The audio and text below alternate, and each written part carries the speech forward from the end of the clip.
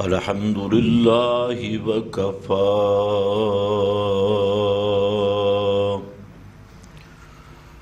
والصلاة والسلام علی سید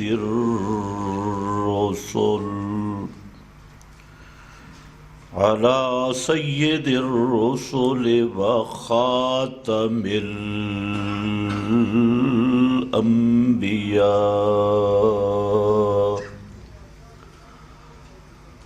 اما بعد فاعوذ باللہ من الشیطان الرجیم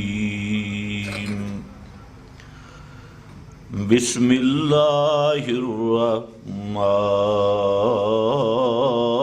الرحیم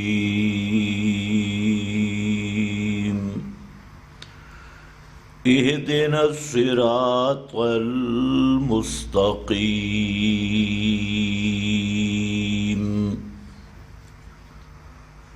سبحان ربک رب العزت عما یصفون وسلام علی المرسلین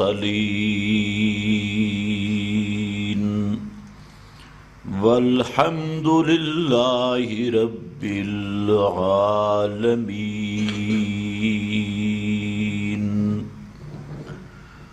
انتہائی قابل قدر بزرگوں اور بھائیوں، کئی بیانات آپ حضرات کے سامنے صراط مستقیم کی تفہیم کے سلسلہ میں کافی معروضات عرض کر دی گئیں، جن میں صراط مستقیم کے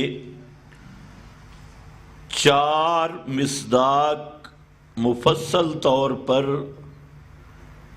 آپ حضرات کی خدمت میں پیش کیے گئے کہ صراط مستقیم کا ایک مصداق قرآن، دوسرا مصداق توحید، تیسرا مصداق سنت، اور چوتھا مصداق اصحاب پیغمبر صلی اللہ علیہ وسلم کا طریق اور راستہ۔ ان سب عنوانات پر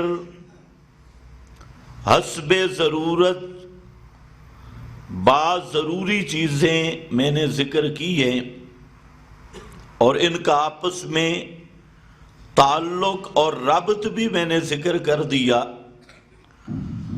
کہ اصل تو صراط مستقیم والی راہ وہ قرآن ہے۔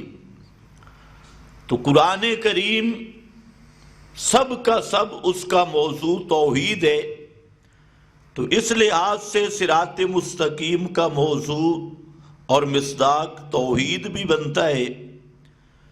پھر توحید پر عملی زندگی میں انسان کیسے چلے گا، اپنی خوشی غمی، اپنے احساسات جذبات کو کس طریقے اور کس کیفیت سے توحید پر رکھے گا، تو اس کے لیے سنت ہے، نبی کریم صلی اللہ علیہ وسلم کے فرمودات آپ کا اسوہ حسنہ۔ تو اس لحاظ سے صراط مستقیم کا مصداق سنت بن گئی، اور سنت کی تشریح، سنت کی تفہیم اور معیار وہ ہیں محمد مصطفیٰ صلی اللہ علیہ وسلم کے صحابہ۔ معیار حق، معیار ایمان، اور کتاب و سنت کے فہم کی سپیشل گارنٹی شدہ کسوٹی اللہ رب العزت کی طرف سے وہ اصحاب پیغمبر صلی اللہ علیہ وسلم ہیں۔ تو اس لحاظ سے صراط مستقیم کا مصداق ما انا علیہ و اصحابی،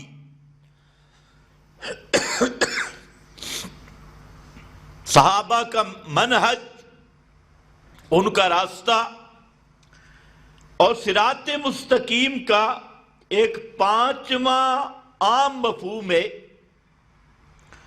اور اس کو ہم تعبیر کرتے ہیں راہ اعتدال۔ راہ اعتدال، اعتدال اور معتدل، یہ لفظ بھی آج کل کے زمانے میں بدنام ہو چکا ہے کہ معتدل کس کو کہتی ہیں، اعتدال کس چیز کا نام ہے؟ تو اس کے مفہوم کو بھی ایسے مشتبہ بنا دیا گیا جیسے کچھ زمانے سے آپ سنتے آئے ہیں دہشت گردی کا مفہوم۔ نہ دہشت گردوں کو پتہ ہے اور نہ ان کے سرپرستوں کا پتہ ہے بھئی دہشت گردی کہتے کس کو ہے۔ تشدد کس کو کہتی ہیں، اس کا مفہوم بھی متعین نہیں ہوا۔ اسی طرح اعتدال، اس کو سیٹ کرتے ہو جا اس کو ادھر رخ صحیح کرو۔ اعتدال کس چیز کا نام ہے؟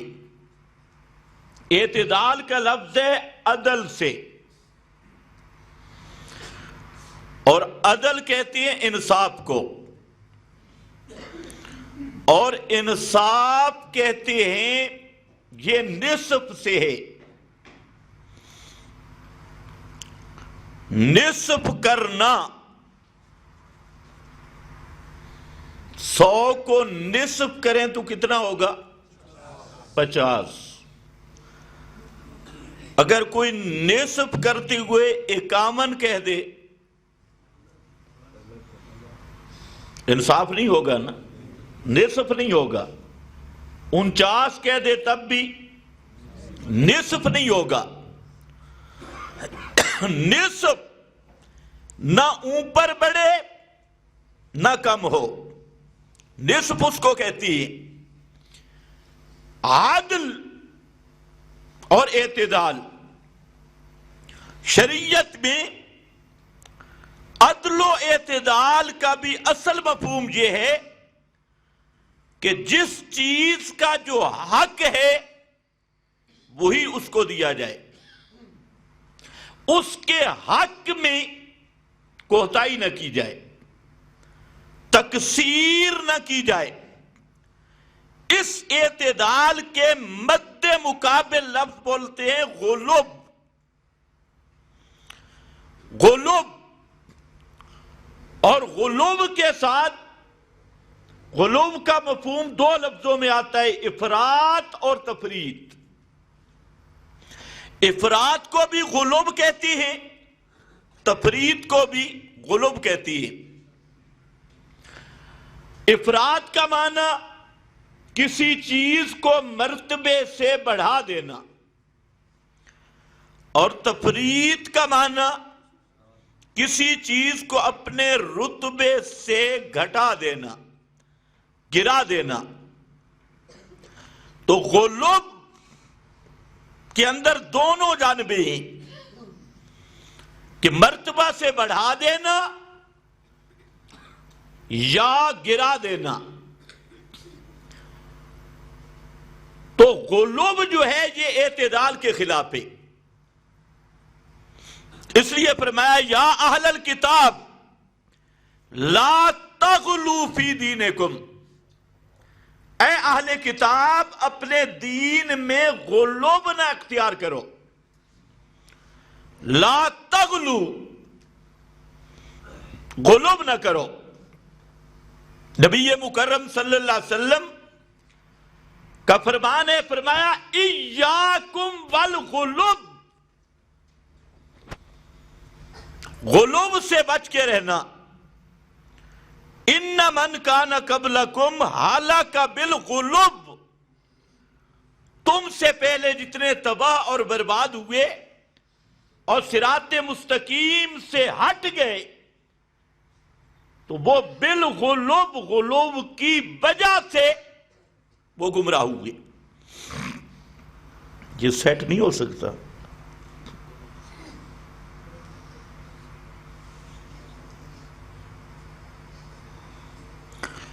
غلوب کی وجہ سے وہ تباہ اور برباد ہوئے۔ تو اب میرا خیال ہے اعتدال کا مفہوم آپ کے ذہن میں آ گیا ہوگا۔ آج کل چونکہ اعتدال کس کو کہتی ہیں؟ اعتدال کہتے ہیں خیر صلاح۔ آج کل کے عرب میں تاں کیڑی گل ہے خیر صلاح۔ اعتدال کا معنی یہ کر دیا گیا کسی کو کہنا کچھ نہیں، فلانا آدمی بڑا معتدل ہے جی۔ کیا معنی معتدل؟ یعنی مذہبی بے غیرت ہے، اس میں مذہب دین کی غیرت نہیں۔ جس کو آپ کہہ سکتے ہیں مذہبی دلہ، مذہبی بے غیرت، اس کو لوگ کہتے ہیں یہ بڑا معتدل ہے، ہر ایک کے پیچھے نماز بھی پڑھ لیتا ہے، یہ معتدل۔ درس قرآن میں بھی بیٹھتا ہے، چلا بھی لگا کے آ جاتا ہے، یہ کون ہے؟ معتدل ہے۔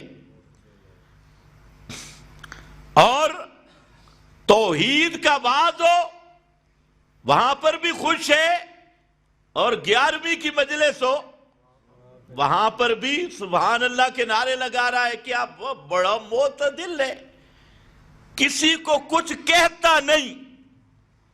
لوگ اس کو کہتے ہیں یہ معتدل دھیا جیا پتر ہے، شریف مولوی ہے، بڑا نیک مولوی ہے، بڑا متقی مولوی۔ جی دلیل؟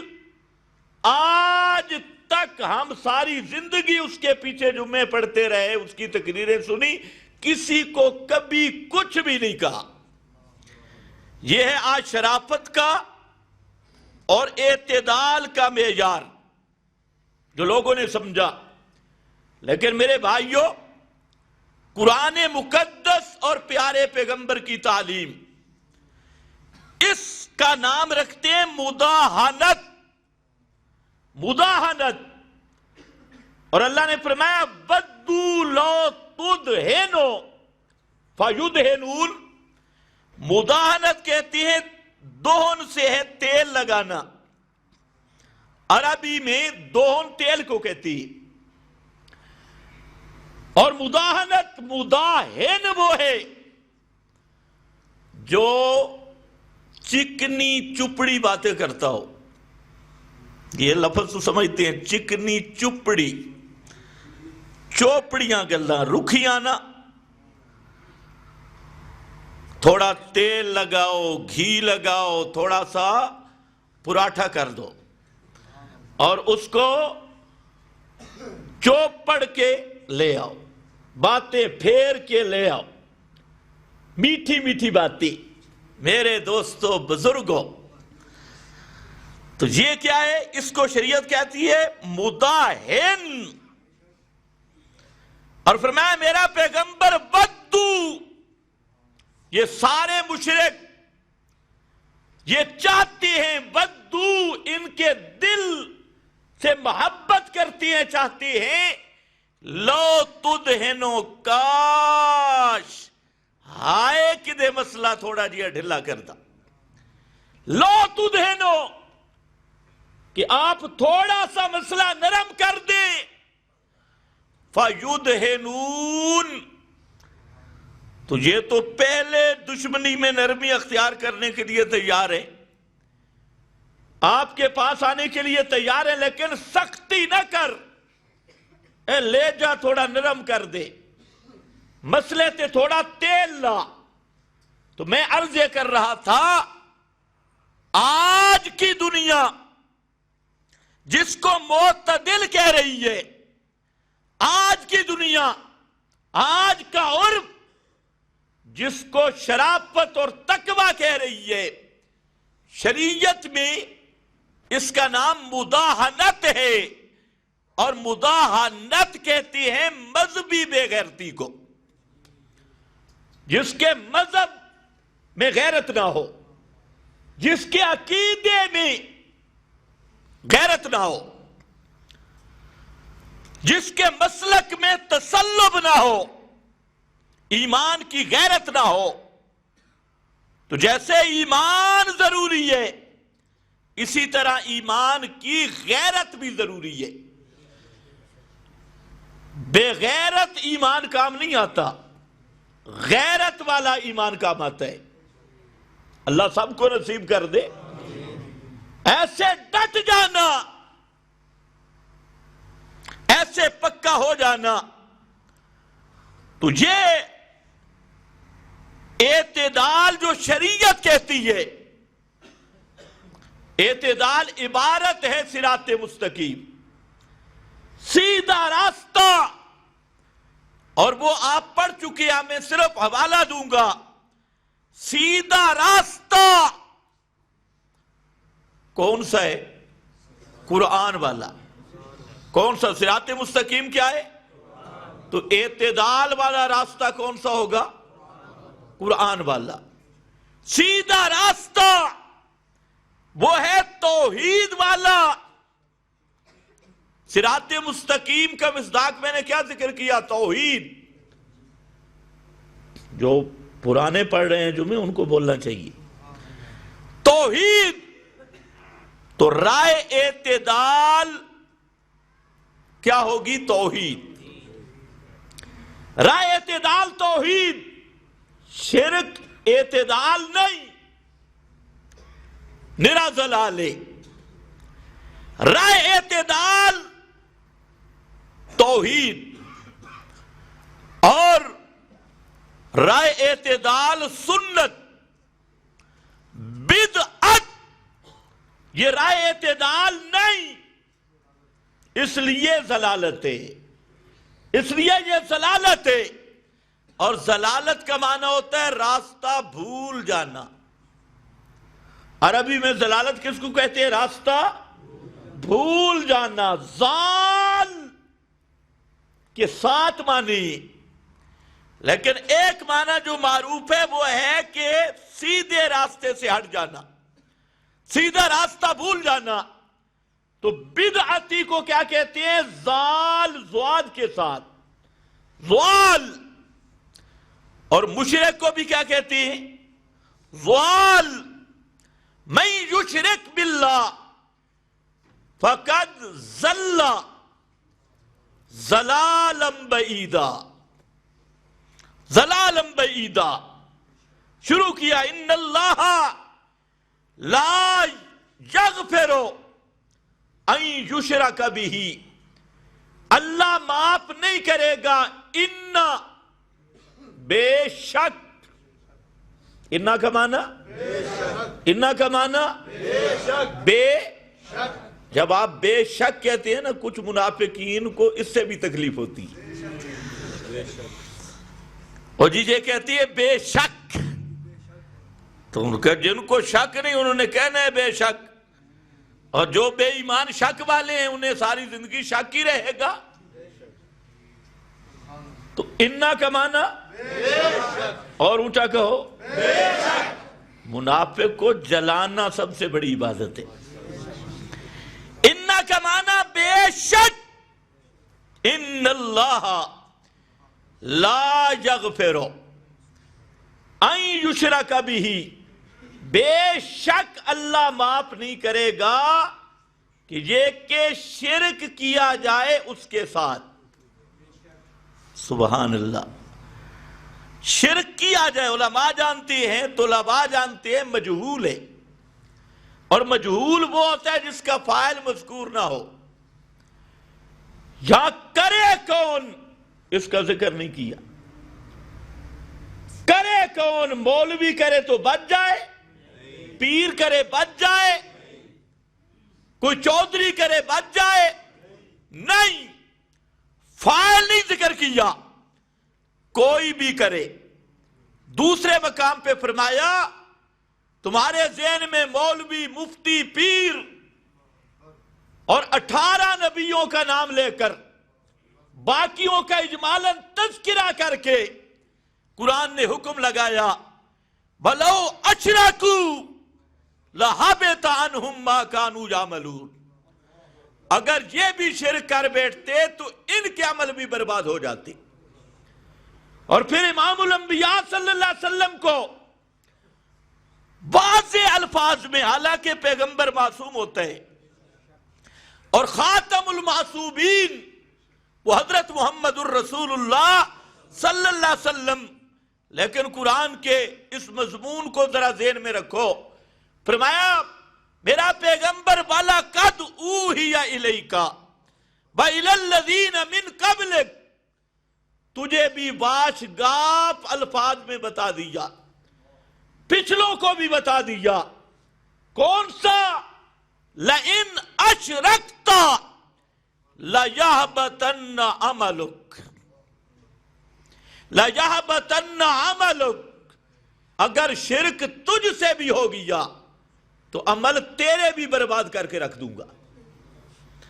اس لیے یہاں فاعل نہیں آیا، ان اللہ لا یغفر ان یشرک بہ، کرنے والا کوئی بھی ہو اللہ معاف نہیں کرے گا یہ کہ شرک کیا جائے اس کے ساتھ، وَيَغْفِرُ مَا دُونَ ذَلِكَ لِمَن یشاء، شرک کے نیچے جو چاہے گا، جس کے لیے چاہے گا معاف کر سکتا ہے، معاف کرے گا، لیکن شرک نہیں معاف کرے گا۔ آگے مَن یُشْرِکْ بِاللَّهِ فَقَدْ ضَلَّ ضَلَالًا بَعِیدًا، جس نے شرک کیا وہ ہو گیا ضل، صراط مستقیم سے ہٹ گیا، بھول گیا، بھولی پائے گی، راستہ بھول گیا، صراط مستقیم سے ہٹ گیا۔ اور ہٹا کیسے؟ ضلالا بعیدا، ایک تو ہوتا ہے نا تھوڑا سا آدمی بھول جائے، 26 نمبر کا راستہ کوئی بھول جائے، ترنول سے آئے اور یا ادھر سے آئے، لنک روڈ آئے، یہ تو ہے تھوڑا بھولنا۔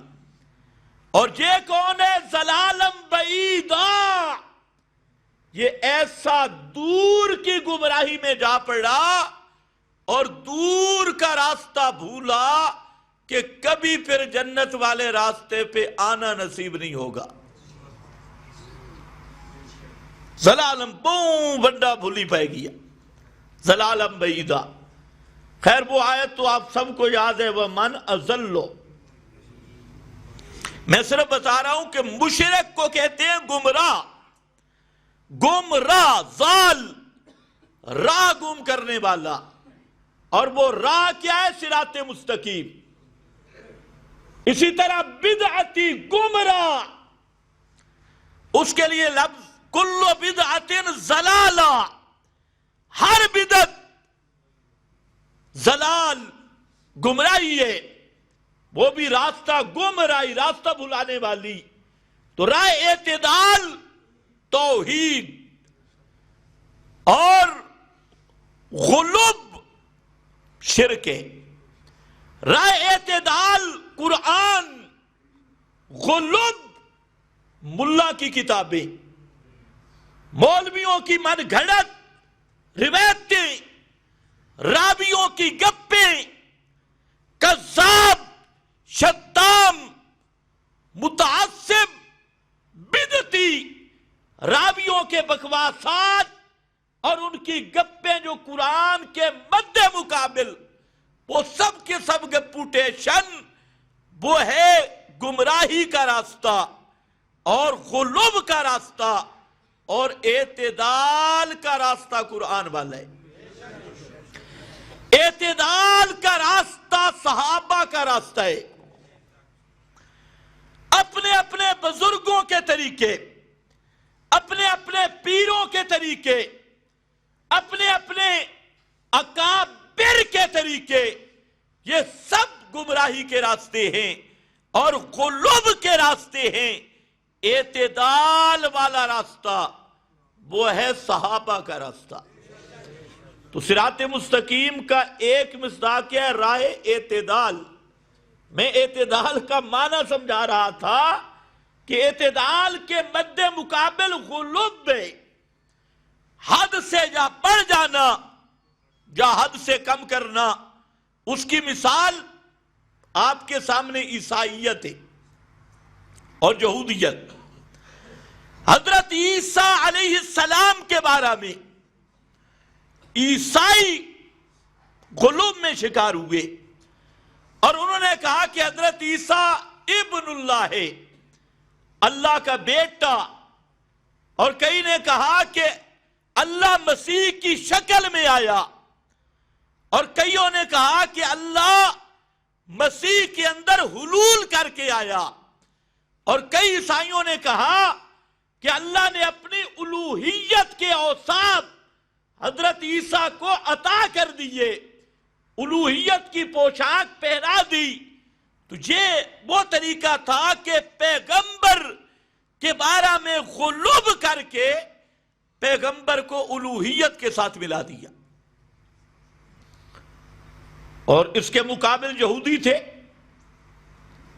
انہوں نے حضرت عیسیٰ کی نبوت کا انکار کیا، بلکہ حضرت عیسیٰ کے لیے ایک شریف آدمی ہونے کا بھی انکار کیا یہودیوں نے. اور حضرت عیسیٰ پہ طرح طرح کے بہتان لگائے، الزامات لگائے. تو انہوں نے دوسرا راستہ اختیار کیا تفریط کا، کہ نبوت بھی نہیں مانی. اب آیا اسلام، محمد مصطفیٰ صلی اللہ علیہ وسلم دونوں کو جواب دیا.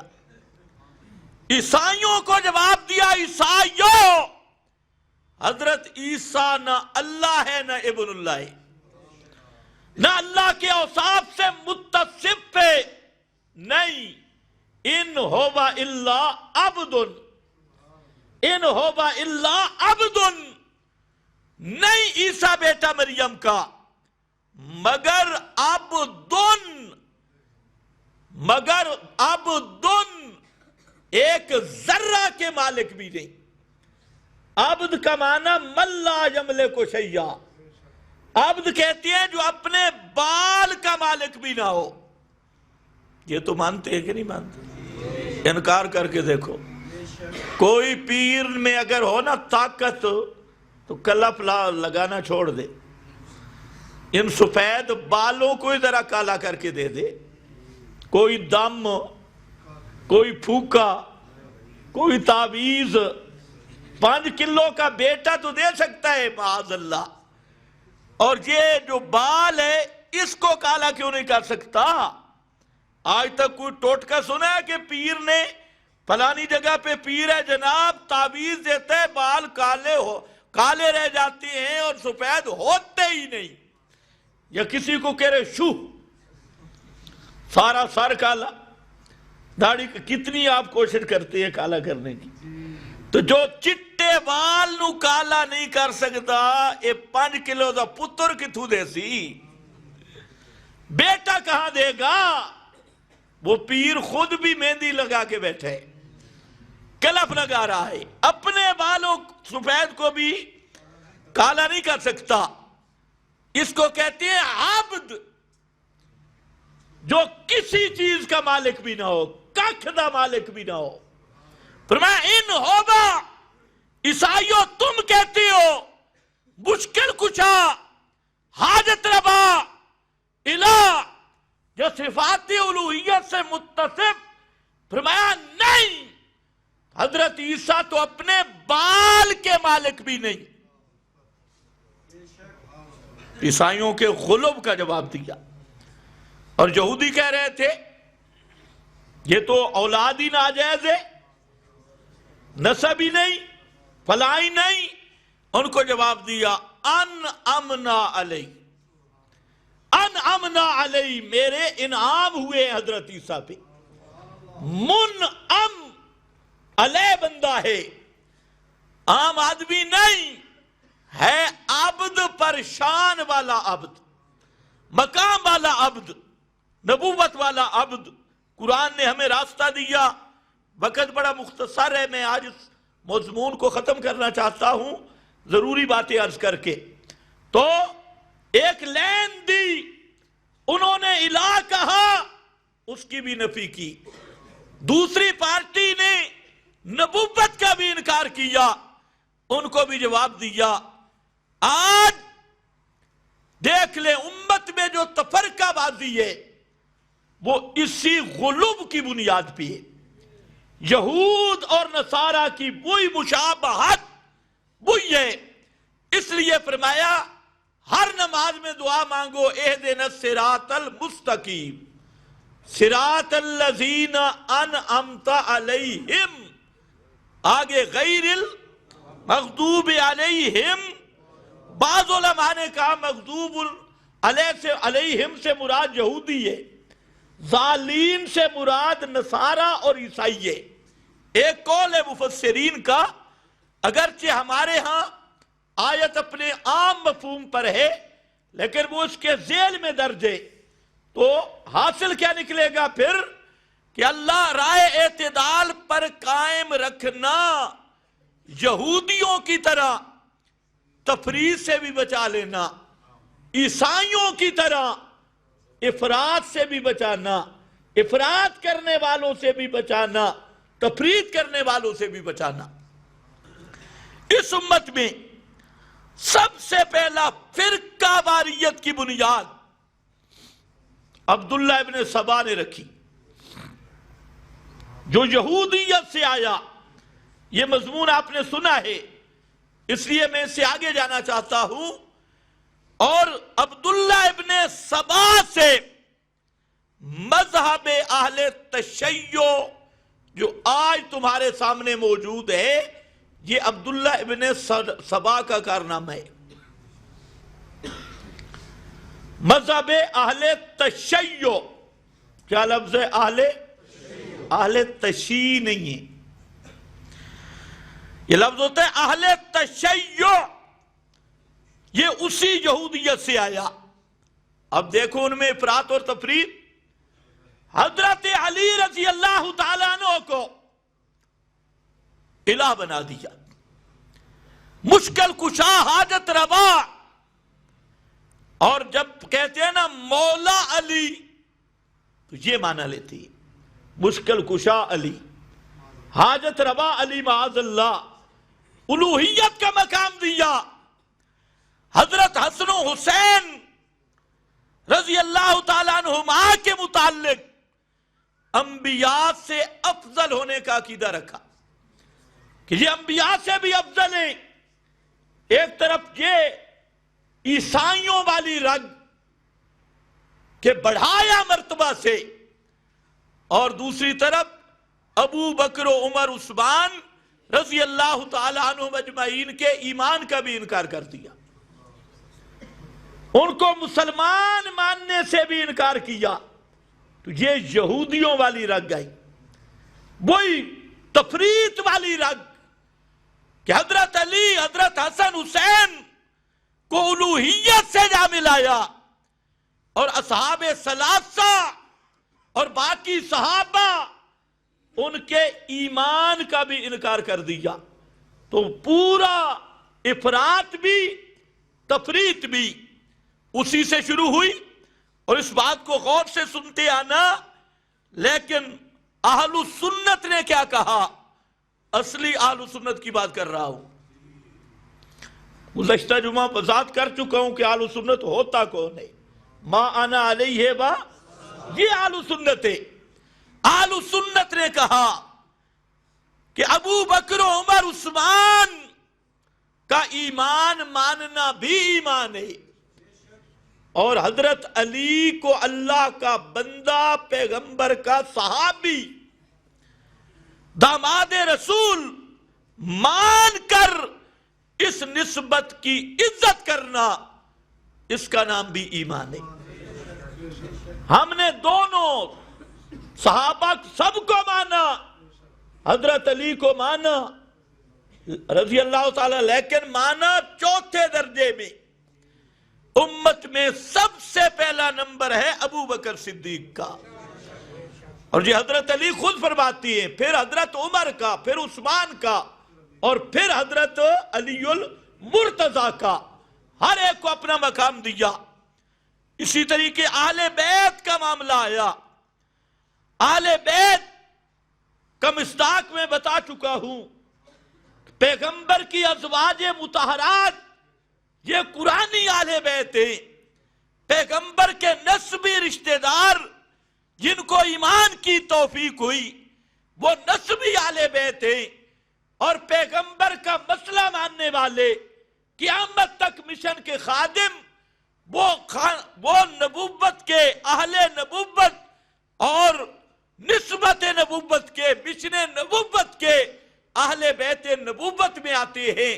تو اہل بیت کا معاملہ آیا، اس میں بھی انہوں نے غلو کیا، 4 کو اہل بیت قرار دیا اور باقی سب کا انکار کر دیا۔ ازواج مطہرات کا انکار کیا، ایک حضرت فاطمہ کا نام لیا، پیغمبر کی 3 بیٹیوں کا بھی انکار کر کے، آگے ان کی اولادوں کا بھی انکار۔ تو یہ کیا ہے؟ افراط و تفریط۔ اور ہم کہتے ہیں نہیں، صراط مستقیم نام ہے راہ اعتدال۔ راہ اعتدال، صحابہ، اہل بیت، جس کا نام بھی آئے، ایمان کا مقام یہ ہے کہ دل میں ٹھنڈک محسوس ہو، مٹھاس معلوم ہو، اور ایمان تازہ ہو جائے۔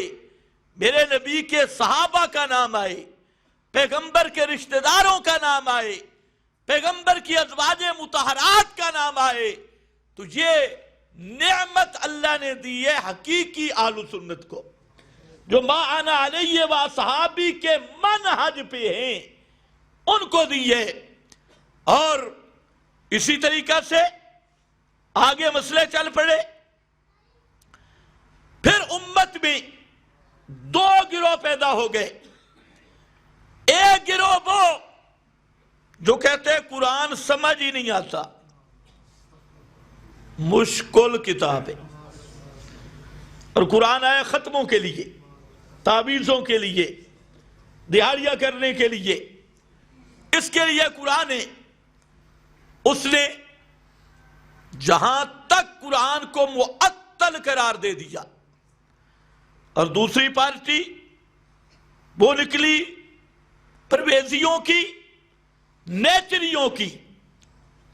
انہوں نے قرآن کو بچوں کی کتاب بنا ڈالا، کہ جس کو کسی چیز کا کوئی پتہ نہیں، کسی مدرسے میں پڑھا نہیں، نہ عربی گرامر سے واقف، نہ عربی بلاغت سے واقف، اور جو کچھ اردو میں دیکھا اور جو اس کے ذہن میں بات آئی، اس کو اس نے اللہ کی ذمہ لگا کے ہر ایک کو کھلی اجازت دے دی، اور جو جس کے ذہن میں آئے اسی کو مراد الہی قرار دے دیا۔ یہ بھی گمراہ، وہ بھی گمراہ، آج تک اسی طرح ہے۔ یہ باطنیہ فرقہ سے کام شروع ہوا، امت میں ایک گمراہ فرقہ گزرا، انہوں نے کہہ دیا کہ قرآن کے جو معنی سمجھ آ رہے ہیں یہ ہیں ہی نہیں، ان کو تو امام ہی سمجھ سکتا ہے۔ پھر اسی سے آگے اصول کافی میں لکھا ہے کہ قرآن کا فہم یہ امام زمانہ ہی سمجھ سکتا ہے قرآن کو، امام کے بغیر قرآن سمجھ ہی کوئی نہیں سکتا۔ اسی چیز کا آگے لکمے بنے، کسی نے کہا اکابر، کسی نے کہا پیر، کسی نے کہا گدی نشین، یہ لائن چل پڑی۔ اور دوسری طرف وہ نیچری شیطان اور پرویزی، انہوں نے اپنے عقل کے تابع قرآن مقدس کی من مانی تفسیریں کی اور تحریفیں کی، اور جو ان کے ذہن میں آیا یا لغتیں لے کر بیٹھ گئے اور لغت کی ڈکشنریاں لے کر بیٹھ گئے اور اپنے فہم کو قرآن قرار دیا. ہم کہتے ہیں نہیں، اہل سنت جو حقیقی اہل سنت ہیں، رائے اعتدال یہ ہے کہ سب سے اول حجت اللہ کی کتاب ہے، سب سے اول برہان اللہ کی کتاب ہے، اور قرآن مقدس کا معنی اور مفہوم جس طرح قرآن لفظوں کا نام ہے، اسی طرح قرآن معنی کا بھی نام ہے. قرآن کہتے ہیں النظم الدال علی المعنی، وہ نظم جو معنی پہ دلالت کرنے والی ہے، با معنی نظم. تو قرآن کے لفظ جس طرح محفوظ ہیں 14 صدیوں میں، اسی طرح قرآن کا معنی بھی محفوظ ہے. تو قرآن کا معنی وہی کریں گے جو صحابہ نے کیا، وہی کریں گے جو تابعین نے کیا، تبع تابعین نے کیا. اور وہ معنی سمجھ آنے والا، جہاں تک عقائد کا مسئلہ ہے اور نظریات کا مسئلہ ہے، اس کو تو قرآن مقدس نے قابل تفسیر چھوڑا ہی نہیں، ایسا بیان کر دیا کہ کسی دوسرے بیان کی ضرورت ہی نہیں رہتی. اور جو قرآن کے وسیع و عریض علمی مقام ہے، اس کی دقت ہے، اس کے نکات ہیں، اللہ نے اس کو ایسا گہرا کر دیا کہ جس کا جتنا ظرف ہوگا، جتنی قابلیت ہوگی، وہ قرآن کے موتی قیامت تک نکالتا رہے گا. لیکن جو عقائد کا حصہ ہے، جس پہ مدار ہے نجات کا، ایمان کا مسئلہ ہے، اس کو اللہ نے ایسا عام فہم کر دیا کہ دیہاتی بھی سمجھے، شہری بھی سمجھے، پڑھا لکھا ڈاکٹر بھی سمجھے، اور ان پڑھ گدھا ریڑھی والا بھی اس مسئلہ کو سمجھ لے. تو اصل راہ اعتدال یہی تھی. قرآن کا مقصد ایمان کی اصلاح تھا، عقائد کی اصلاح تھا. اپنے اس موضوع کے اعتبار سے اللہ نے فرمایا وَلَقَدْ يَسَّرْنَا الْقُرْآنَ لِلذِّكْرِ، لِلذِّكْرِ مسئلہ سمجھانے کے لیے. مجھے اپنی ذات کی قسم، ہم نے قرآن کو آسان کیا، اور بہت آسان کیا. کس کے لیے؟ لِلذِّكْرِ. سارے پڑھو، کس کے لیے؟ لِلذِّكْرِ. لِلذِّكْرِ مسئلہ سمجھانے کے لیے. اس لیے میں عرض یہ کر رہا تھا، عقیدہ قرآن سے لیں گے اور فہم اور معنی پیغمبر کے صحابہ سے لیں گے. کسی آج کے ملا کا معنی نہیں لیں گے، کسی 14ویں صدی کے سکول فیل ماسٹر اور ڈاکٹر اس کا معنی نہیں لیں گے. معنی لیں گے جو 14 صدیوں سے محفوظ آ رہا ہے، اور ہر دور میں ایک ہی معنی ہوتا رہا. قرآن مقدس دیکھیں، جب محفوظ ہونے کا ذکر آیا نا، یہاں آیت پہ بھی غور کرو، وَلَقَدْ يَسَّرْنَا الْقُرْآنَ لِلذِّكْرِ، اور وہاں پر کہ إِنَّا نَحْنُ نَزَّلْنَا الذِّكْرَ. القرآن کا لفظ نہیں آیا، کیا؟ الذکر. اور یہ ہے للذکر، وہ ہے الذکر. اور ایک اور مقام ہے انہو لذکر اللہ کا، میرا پیغمبر یہ قرآن تیرے لیے بھی مسئلے کا بیان ہے، نصیحت کا بیان ہے، مسئلے کا بیان ہے. انہو لذکر اللہ، الذکر للذکر، ھذا ذکر مبارک. تو اصل ذکر ہے ہی قرآن. آج کل لوگوں نے تمہیں کہاں لگائے مجلس میں ذکر جاری کرو نا جی، ذکر. وہ کلمہ سیدھا پڑھتے ہی نہیں سمجھ کے آئے گا. تو سب سے بڑا ذکر قرآن ہے، مبارک ذکر قرآن ہے، نصیحت یہ قرآن ہے. تو میرا بھائی، غلوب سے بچ، قرآن مقدس کو حجت مان، اور قرآن کا معنی مفہوم اپنی طرف سے نہ کر.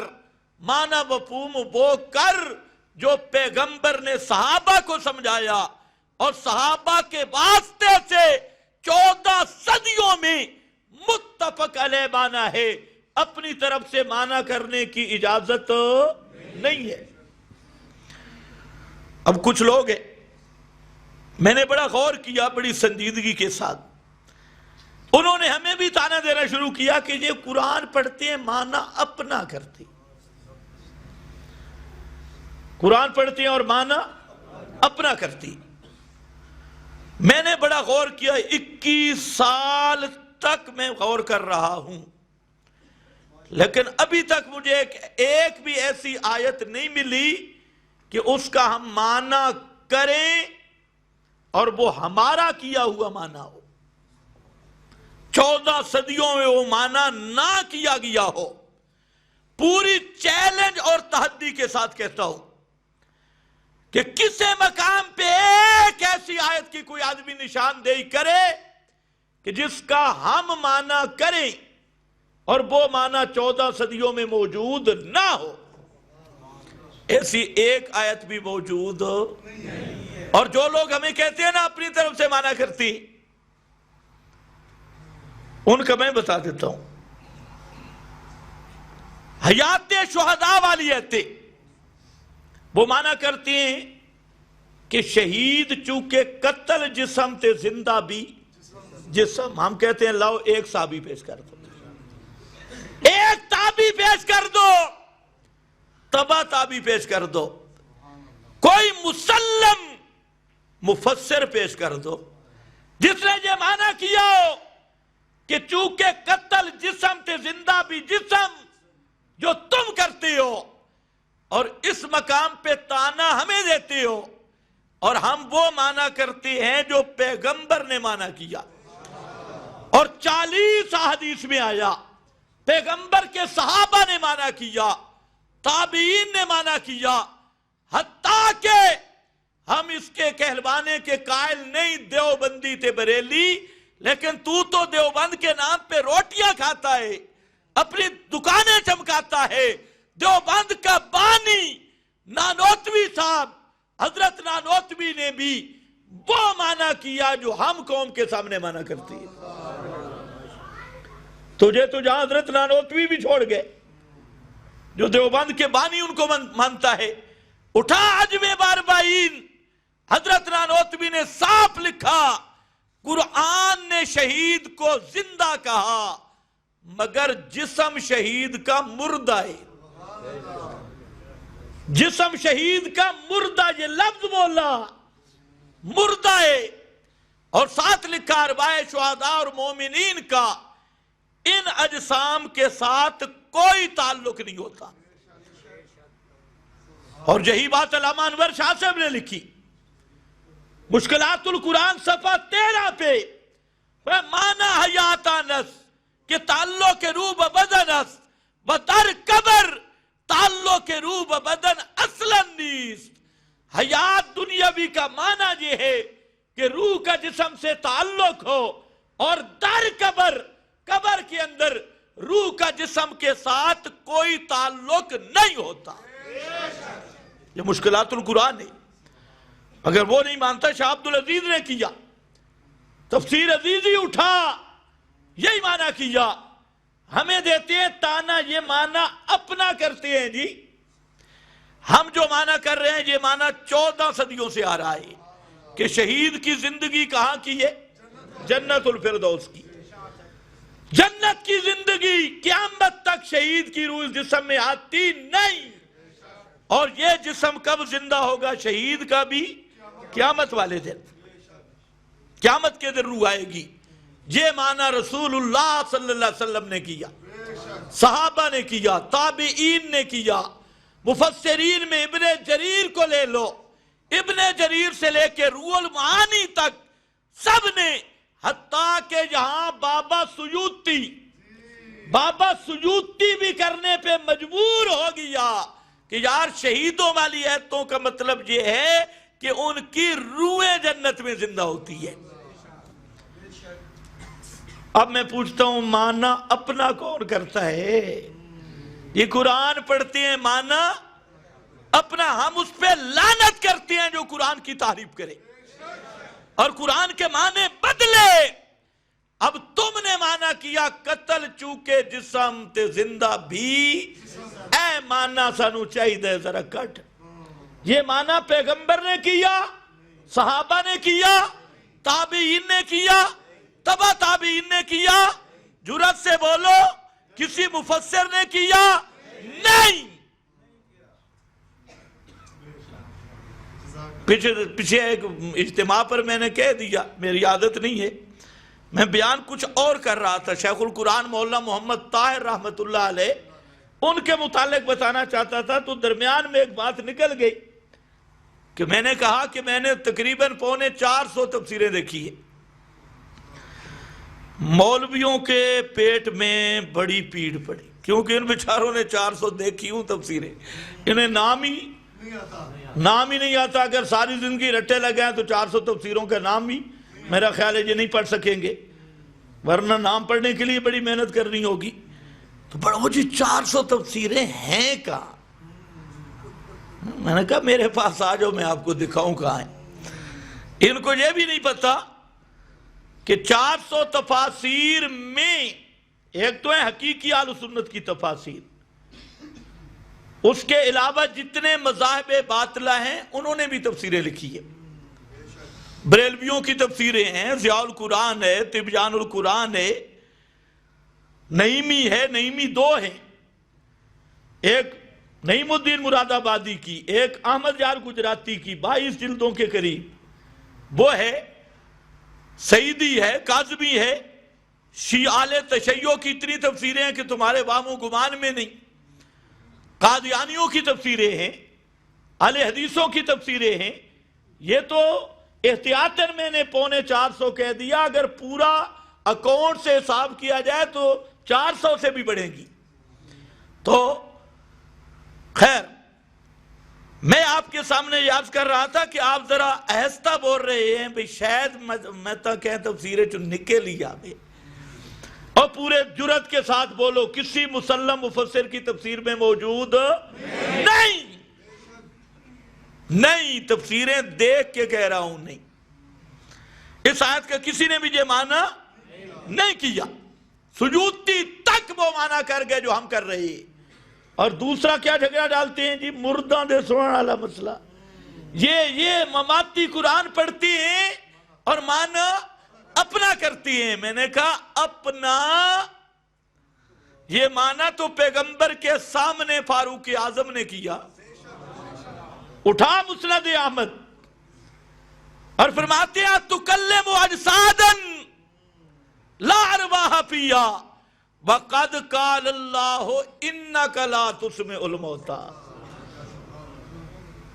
بدر 2 ہجری میں ہوا، 13 سال مکہ، 15ویں سال نبوت کے. حضرت فاروق اعظم کی بات کا خلاصہ مفہوم یہ بنتا ہے کہ اللہ کے محبوب ہمیں تو قرآن سے مسئلہ یہ پڑھایا نہیں سنتے اور آج ان سے پھر بات بھی کر رہی. تو یہ کس نے کہا؟ حضرت فاروق کے آگے اللہ کے محبوب نے نہیں کہا فاروق اعظم تو نے تو قرآن ہی نہیں سمجھا. قرآن نے کب کہا ہے مردے نہیں سنتے؟ تو نے تو آیت کا معنی غلط کیا ہے. یہ معنی نہیں ہے، بلکہ یہاں تو سما ناپے کی نفی ہے، اسما کی نفی ہے، سما کی نفی نہیں. اللہ کے پیغمبر نے فاروق اعظم کے اس معنی کی تقریر فرما دی، حالانکہ پیغمبر کا منصب تھا اصلاح کرنا. تو یہ حدیث سے تقریری ہو گئی. جو فاروق اعظم نے میرے نبی کے سامنے معنی کیا، اس معنی پہ پیغمبر کی مہر تقریری ثبت ہو گئی، اور پیغمبر کریم نے یہ ثابت کر دیا کہ فاروق وہ معنی ٹھیک ہے، لیکن مطلب ہے وہ ضابطہ عام ہے، اور جن سے میں بات کر رہا ہوں نا یہ ایک جزئی واقعہ ہے. یہ کیا ہے؟ یہ کیا ہے؟ خرق عادت. اور آیت کیا کہہ رہی ہے؟ عادت. اور یہ کیا ہے؟ خرق عادت. ایک جزئی واقعہ ہے. جزئی واقعہ کی بات الگ ہوتی ہے اور قانون کلی کی بات الگ ہوتی ہے. مرد بیوی کے جوڑے سے اولاد پیدا ہوتی ہے، اور حضرت عیسیٰ بغیر باپ کے پیدا ہوئے. تو وہ کیا ہے؟ خرق عادت. وہ کیا ہے؟ خرق. اور ماں باپ سے پیدا ہونا یہ ہے عادت. قانون اور عادت सांप डंडा भी कभी बनता है, सांप सपने के अंडे से पैदा होता है। आदत ये है, हजरत मूसा का डंडा सांप बन गया। खर की आदत ये है, तो खर की आदत और आदत में फर्क समझ, यही बात बताई। और उसके बाद माना किसने किया? जिसने पूरा कुरान पैगंबर करीम से समझा है। हजरत आयशा सिद्दीका रजी अल्लाह ताला अनहा।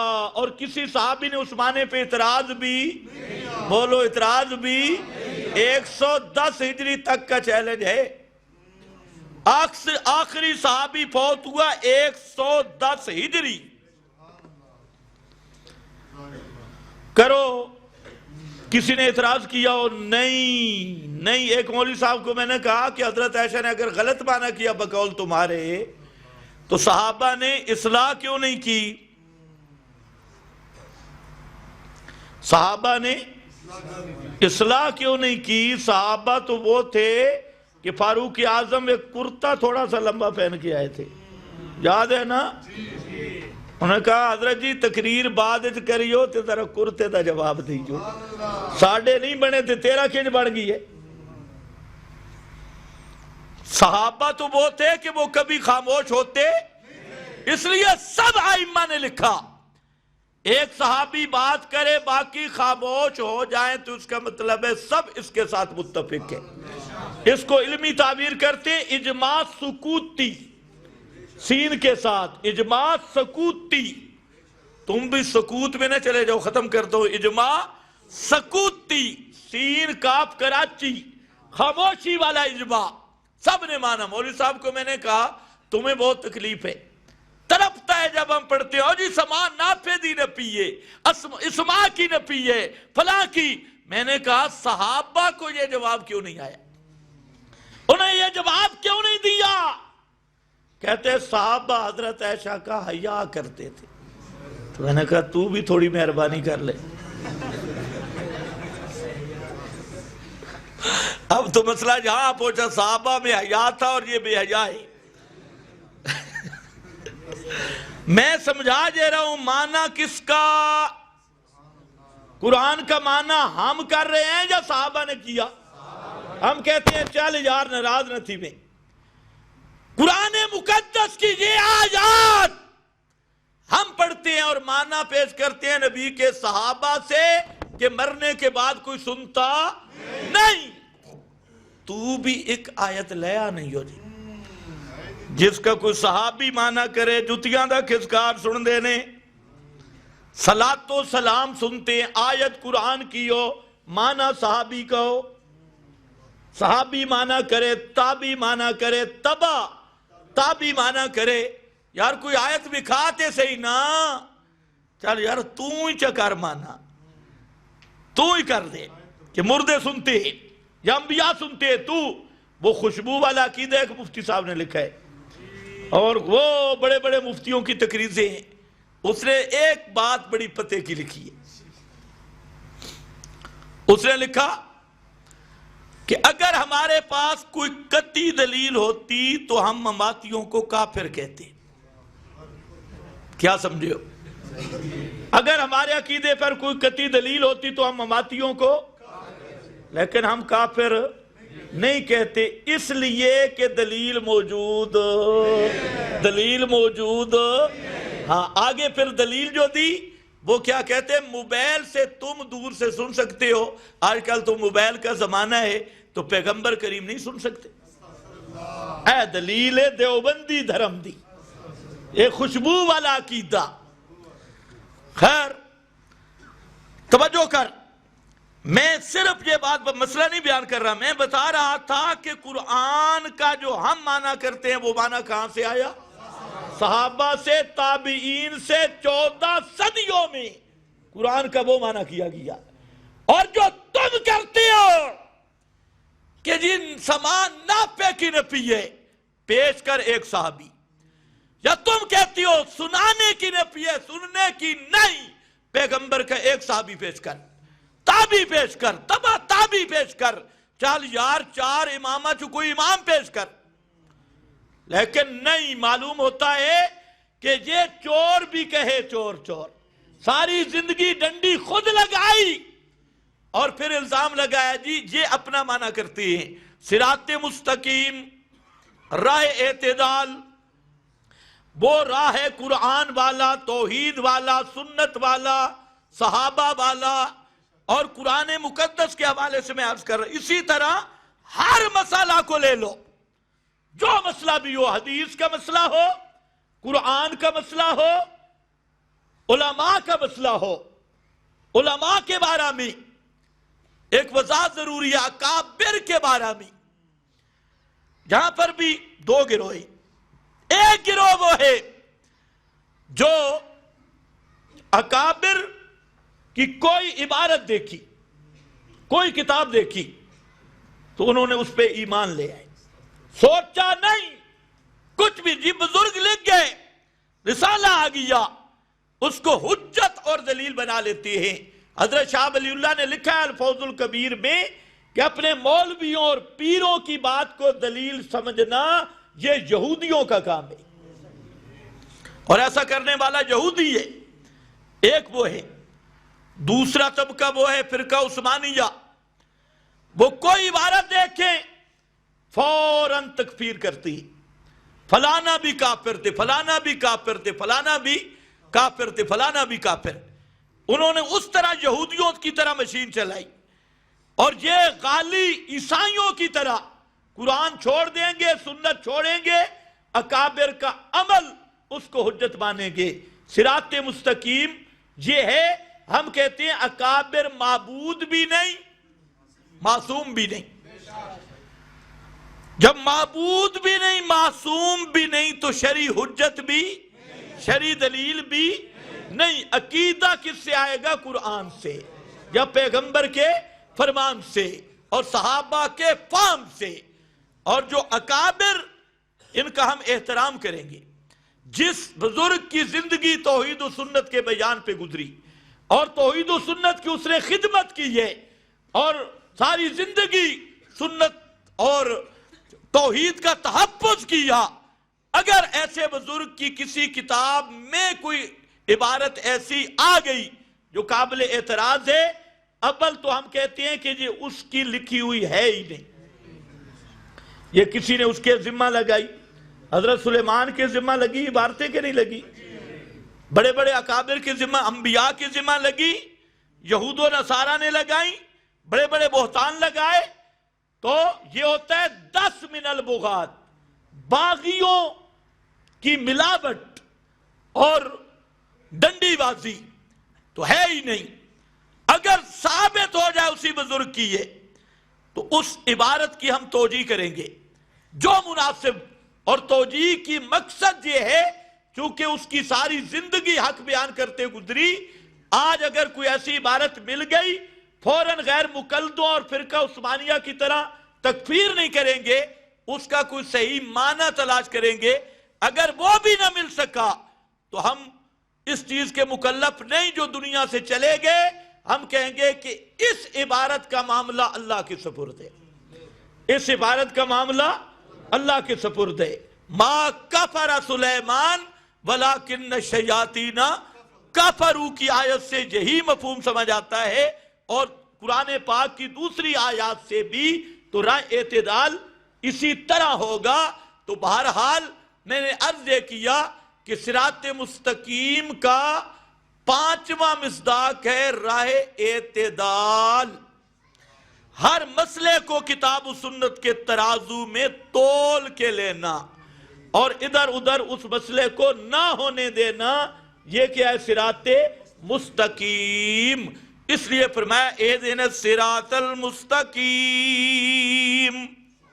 یہاں پر اشکال تھا. اچھا،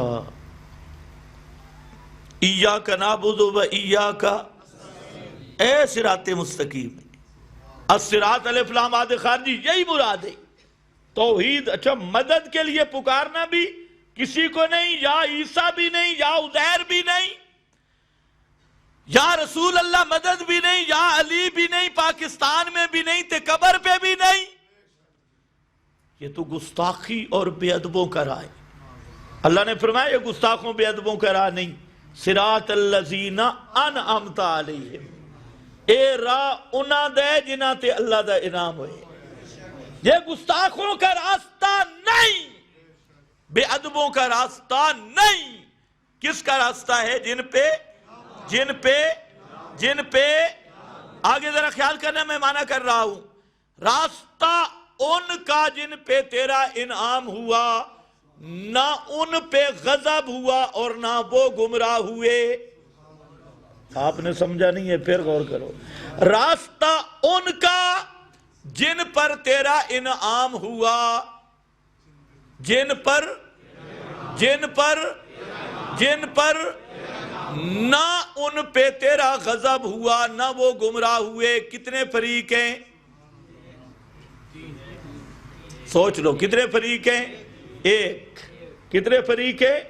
ان پہ انعام ہوا، ان پہ تیرا غضب نہیں ہوا، ان پہ انعام ہوا، وہ گمراہ نہیں ہوئے، پکے اسی پہ رہے۔ ایاکا نعبد و ایاکا، ترکیبی معنی یہ ہے، اور اردو تراجم میں اس نکتہ کو سمجھا ہے شیخ الہند نے رحمت اللہ تعالی علیہ، اور شاہ عبد القادر نے ترجمہ دیکھ رہے ہیں۔ جو آپ عموماً ترجمہ کرتے ہیں وہ صحیح نہیں ہے۔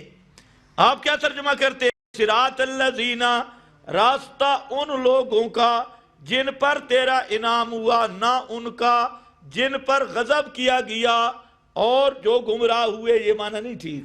راستہ ان لوگوں کا جن پر تیرا انعام ہوا، نہ ان پہ غضب کیا گیا اور نہ وہ گمراہ ہوئے۔